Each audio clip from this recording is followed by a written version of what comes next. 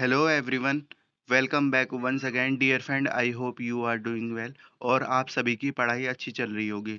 आज की अपॉर्चुनिटी में आगे बढ़ने से पहले रिक्वेस्ट करता हूँ आप सभी से, डियर फ्रेंड फोकस के साथ वीडियो को चेकआउट करिएगा, देन जब भी आपको इस वीडियो का फ़ायदा रहेगा।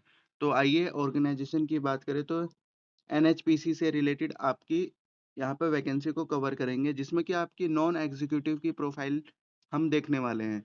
तो आइए बढ़ते हैं आगे।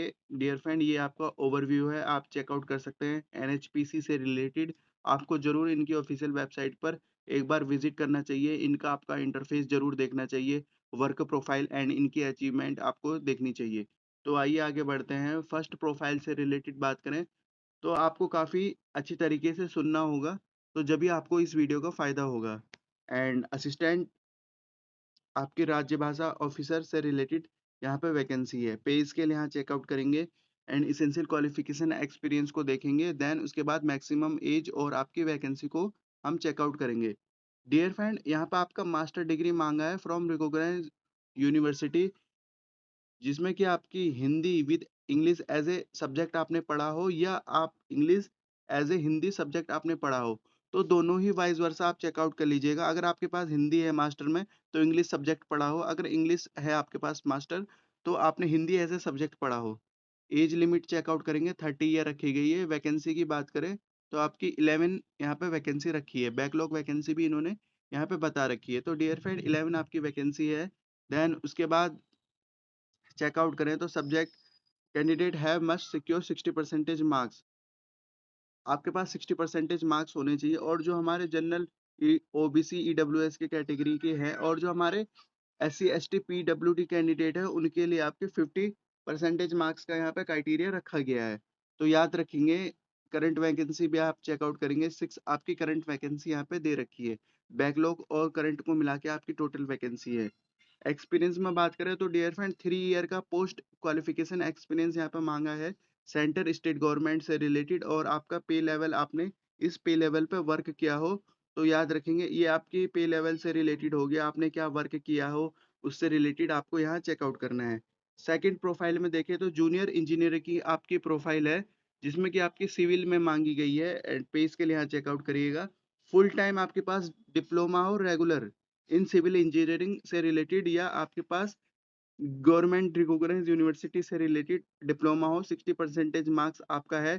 General OBC and EWS candidate के लिए 50% का मार्क्स क्राइटेरिया है। एससी एसटी पीडब्ल्यूबीडी कैंडिडेट से रिलेटेड। एंड एज लिमिट की बात करें तो 30 ईयर आप पे रखी है। और टोटल वैकेंसी बात करें तो डियर फ्रेंड 109 आपकी काफी शानदार वैकेंसी है। 109 आपकी वैकेंसी है, यहाँ चेकआउट करिएगा इसके अकॉर्डिंग बैकलॉग वैकेंसी और करंट वैकेंसी। तो dear friend junior engineering civil से रिलेटेड आप काफी अच्छी तरीके से इस जॉब के लिए अप्लाई कर सकते हैं। And higher technical education just like BE BTech हो गया and without any essential qualification full time diploma regular is not eligible and allowed. याद रखिए। तो जो डियर फ्रेंड आपके हायर एजुकेशन से रिलेटेड है उसके लिए यह बता रखा है। एंड आइए आगे बढ़ते हैं। जूनियर इंजीनियरिंग इलेक्ट्रिकल से रिलेटेड आप बात करें तो इसमें आप चेकआउट करेंगे, वैकेंसी से रिलेटेड भी हम देखेंगे। एंड फुल टाइम आपका 3 ईयर का रेगुलर डिप्लोमा मांगा है। 60% marks for general EWS and OBC candidate से रिलेटेड एंड 50% मार्क्स, सीधे 10% का गैप है। तो जो हमारे S C S T PWD candidate है उनके लिए बेस्ट वैकेंसी ये मानी जाएगी, क्योंकि इसमें काफ़ी कम आपका कैंडिडेट अप्लाई करते हैं। इलेक्ट्रॉनिक डिसिप्लिन से रिलेटेड चेकआउट करेंगे, जिसमें कि आपका इलेक्ट्रॉनिक्स हो गया, इलेक्ट्रिकल्स हो गया, ये कैंडिडेट अप्लाई कर पाएंगे। And power system power engineering से रिलेटेड। एंड 30 ईयर आपकी मैक्सिमम एज रखी गई है। टोटल आपकी 46 वैकेंसी है। बैकलॉग एंड कैटेगरी वाइज आप यहाँ पे चेकआउट कर लीजिएगा, हायर एजुकेशन से रिलेटेड बता रखा है। और आपके जूनियर इंजीनियरिंग मैकेनिकल से रिलेटेड बात करें तो डियर फ्रेंड डिप्लोमा आपका यहाँ पे मांगा गया है मैकेनिकल से रिलेटेड। सेम आपका क्राइटेरिया रखा है, चेकआउट करिएगा। 30 ईयर एज रखी गई है, 49 आपकी वैकेंसी है। एंड आपके मैकेनिकल डिसिप्लिन से रिलेटेड चेकआउट करिए, mechanical production and automation engineering से रिलेटेड बता रखा है। एंड ये आपके branch mention above are not eligible to apply for mechanical engineering.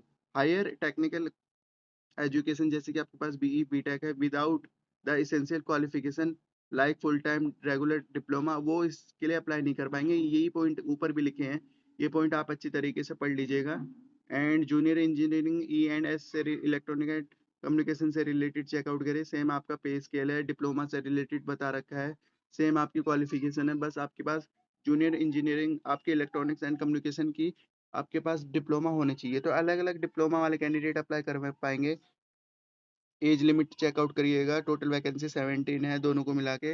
And ये आपके इलेक्ट्रॉनिक्स एंड इलेक्ट्रॉनिक कम्युनिकेशन से रिलेटेड बता रखा है, और इसके अदर क्वालिफिकेशन भी अप्लाई कर सकते हैं। एंड आइए आगे बढ़ते हैं। सुपरवाइजर आईटी से रिलेटेड बात करें तो graduate with DEO A C C A level आपके पास सर्टिफिकेट हो। एंड मिनिमम मार्क्स से रिलेटेड बात करें 60% मार्क्स हो आपके, या आपके पास 3 ईयर पॉलिटेक्निक डिप्लोमा हो। याद रखेंगे, तो दोनों ही कैंडिडेट अप्लाई कर सकते हैं, बीएससी वाले और भी अप्लाई कर सकते हैं। बीएससी आपके बीसीए वाले कैंडिडेट हो वो भी अप्लाई कर सकते हैं फ्रॉम रिकॉग्नाइज यूनिवर्सिटी से रिलेटेड। एंड 30 ईयर आपकी मैक्सिमम एज रखी है। टोटल आपकी एक वैकेंसी है, वो भी आपकी करंट की वैकेंसी यहाँ पे बता रखी है। एंड सीनियर अकाउंटेंट से रिलेटेड बात करें तो डियर फ्रेंड काफ़ी अच्छी प्रोफाइल है। इंटरमीडिएट सीए पास हो या इंटरमीडिएट सीएमए पास हो अप्लाई कर पाएंगे। सैलरी यहाँ चेकआउट कर सकते हैं। 30 आपकी एज रखी गई है। करंट वैकेंसी की बात करें तो आपकी 10 वैकेंसी हैं, जो कि पूरी आपकी करंट है, और टोटल भी 10 है। आइए डियर फ्रेंड आगे देखते हैं। हिंदी ट्रांसलेटर की वैकेंसी की बात करें तो हिंदी ट्रांसलेटर में आपके पास master degree from recognize university in Hindi with English as a subject, जो कि आपका रहता है, और इसका ही वाइस वर्सा आपके पास हो, मास्टर डिग्री हो आपके पास इंग्लिश में और हिंदी एज अ सब्जेक्ट पढ़ा हो। इसेंशियल क्वालिफिकेशन यहाँ पे मांगी है। 1 ईयर का आपके पास पोस्ट ग्रेजुएट क्वालिफिकेशन यहाँ पे मांगी है, जिसमें कि आपके field of using applying terminology से रिलेटेड काम किया हो, Hindi translation and English translation से रिलेटेड पीएसयू या सेंट्रल गवर्नमेंट में आपने वर्क किया हो। टोटल वैकेंसी की बात करें तो 5 है, करंट वैकेंसी के अंडर में है। मैक्सिमम आपकी 30 रखी गई है, या आपके पास 1 ईयर का पोस्ट क्वालिफिकेशन एक्सपीरियंस हो रिसर्च और टीचिंग से रिलेटेड इन हिंदी स्टेट या सेंट्रल गवर्नमेंट से रिलेटेड, या आपके पास डिप्लोमा या डिग्री हो, तब भी आप अप्लाई कर पाएंगे। तो एंड डियर फ्रेंड, ये आपके पीडब्ल्यूडी एंड बेंच मार्क से रिलेटेड एब्रीविएशन है। एक बार अच्छी तरीके से इनको एक चेकआउट कर लीजिएगा। मैं इनको हाईलाइट कर दिया और टिक भी कर दिया। आपकी रेस्पॉन्सिबिलिटी बनती है इन सभी को चेकआउट करना, तो अच्छी तरीके से एक बार चेकआउट कर लीजिएगा। मैं वीडियो को काफ़ी स्मूथली आगे बढ़ा रहा हूँ। एंड कैटेगरी वाइज ये बता रखा है, तो इनको चेकआउट कर लीजिएगा।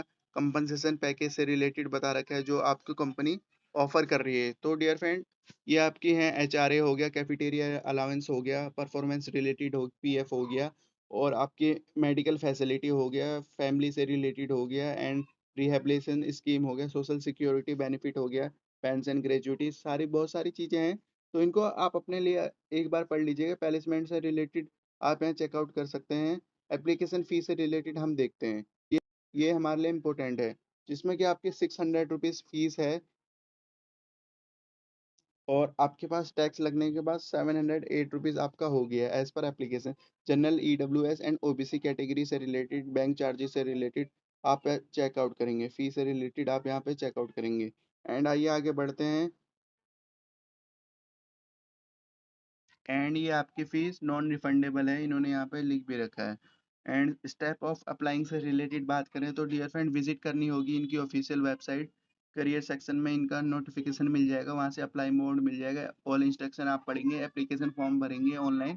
देन फीस सबमिट करने के बाद इजीली आपके स्कैन जो कॉपीज रहेंगी उसको सबमिट करना होगा, और अपलोड करनी पड़ेगी passport size photo and signature से रिलेटेड। सिलेक्शन प्रोसीजर से रिलेटेड बात करें तो डियर फ्रेंड, आपका सीबीटी रहने वाला है। आप यहाँ चेकआउट कर सकते हैं। सिलेक्शन प्रोसीजर एक बार पढ़ लीजिएगा।